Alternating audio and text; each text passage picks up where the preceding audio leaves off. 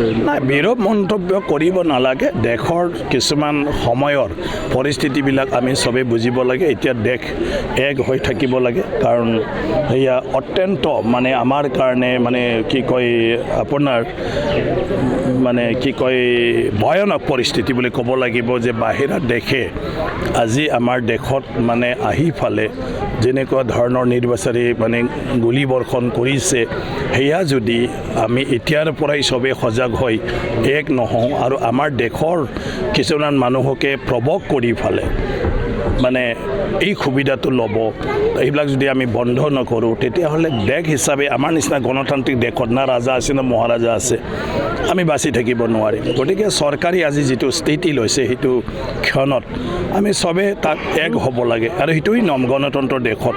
আপুনি ভাল পাওক বেয়া পাওক, চৰকাৰ আমাৰ ৰাইজেই নিৰ্বাচিত কৰা চৰকাৰ।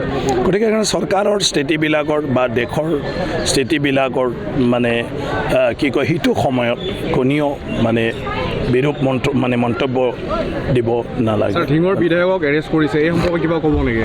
নাই, এইটো তেওঁৰ মানে ব্যক্তিগত কথা, আৰু তেওঁৰ যিটো কি কয় আপোনাৰ মানে কিছু বক্তব্যৰ প্ৰসংগ আহিছে, কিন্তু আইনগতভাৱে এইটো যাব, তাতো ক'বলগীয়া মানে একো নাই। আইনে চাব, আমাৰ সংবিধানে মানে দেশৰ নাগৰিকবিলাকৰ কাৰণে কিছুমান নিয়ম নীতি বান্ধি দিছে।